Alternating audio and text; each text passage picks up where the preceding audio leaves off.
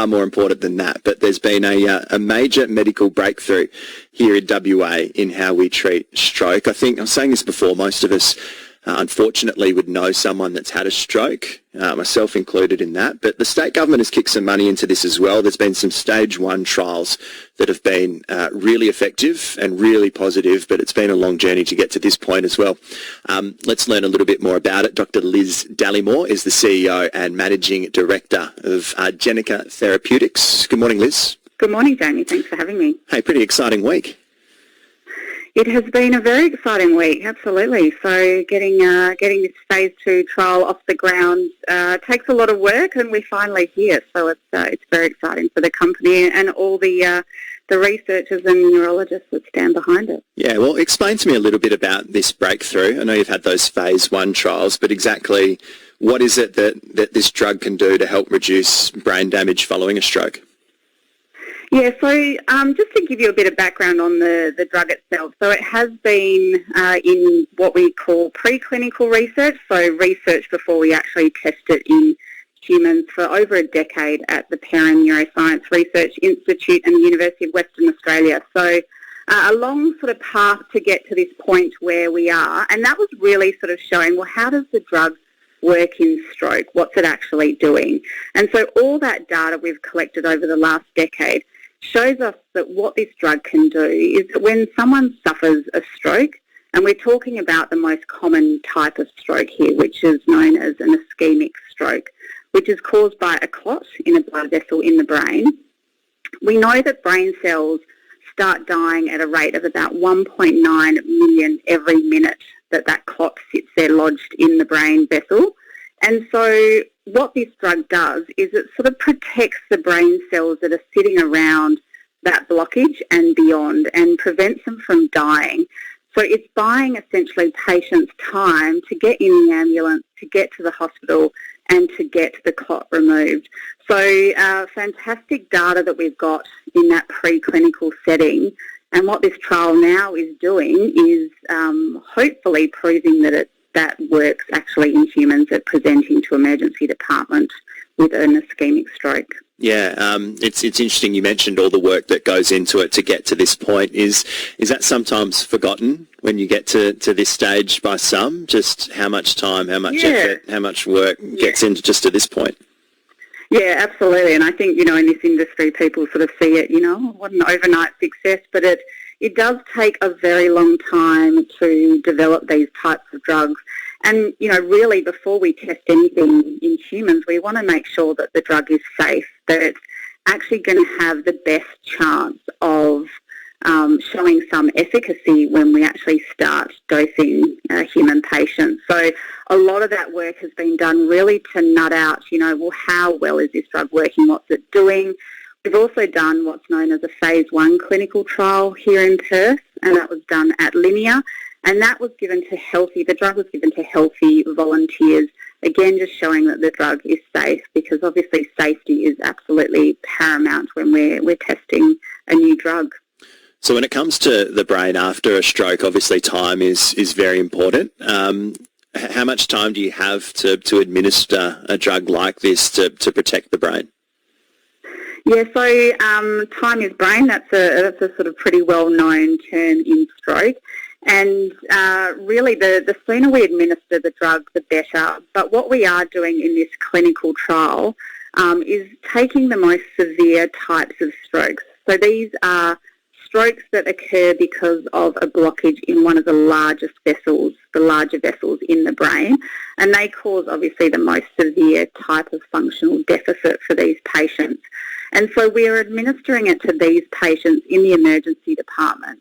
These patients then go on to have a procedure, what's known as a endovascular thrombectomy, and this is where a radiologist will put a shunt sort of up into the brain and suck out that clot that's causing the stroke.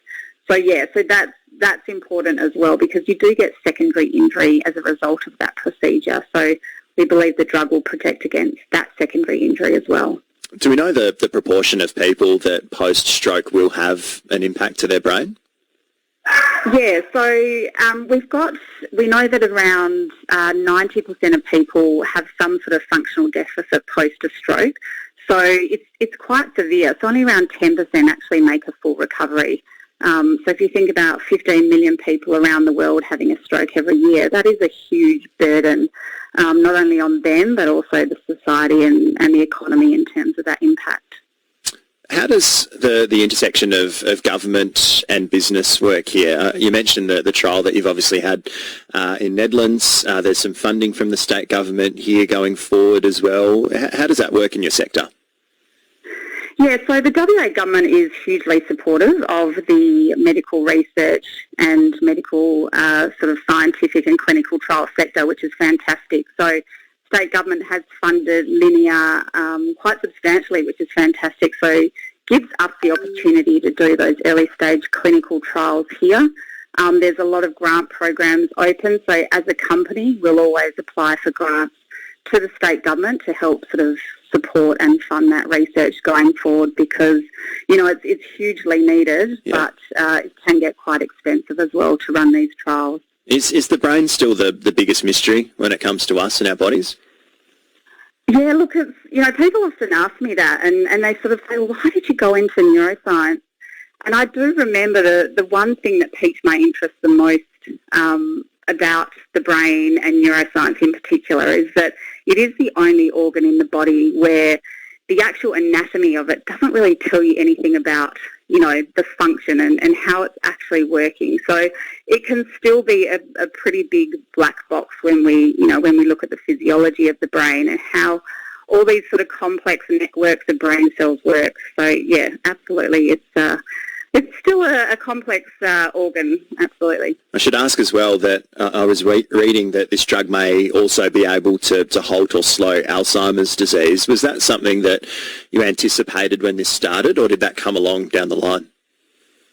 So Chief Scientific Officer Professor Bruno Maloney, who's still based at the Perth Neuroscience Research Institute, did have a theory, an inkling about the potential of this drug in neurodegenerative diseases, so Alzheimer's and Parkinson's disease. And it's really around the mechanism of action, so how this drug actually works in the brain. So we knew that it was likely to actually bind to these proteins that aggregate in these neurodegenerative diseases. And so we went about testing that in an Alzheimer's model, and we showed, you know, to our theory and our hypothesis that indeed this drug seems to have an impact on the ability to reduce the aggregation of those key proteins that you see in Alzheimer's disease. So that's another exciting area that we have got state government funding for to progress that line of research. Yeah, I find that fascinating. Does that happen often, where you go into maybe a research phase or an area and think this is going to be for that, and as you head down the road you realise that this could actually be helped in other areas, or it might be a drug that benefits, you know, another area of medicine completely? Yeah, so it does happen quite a bit in science. So often, I mean, with this drug in particular, it was sort of discovered, I guess, somewhat accidentally, right, so by Bruno. So, you know, once we could nut down exactly how the drug was working, so we could see that it was obviously working in stroke. And then once we really understood how the drug was having that impact, that's when we think broader. We think, okay, well, that's really interesting. What other neurodegenerative or neurological conditions could this drug actually work on? And the drug is unique in that it works on multiple different ways, and so it does open up the opportunity for it to be relevant in a raft of different neurological conditions. It's always how good discovery goes, that sort of accidental type of research. So yeah, for sure. Yeah. Well, look, thanks for shedding some light on it today. Congratulations on where it is at this point, and we look forward to see where it goes in the future. Thanks for the chat today. Thanks, Jeremy. Thanks for your time.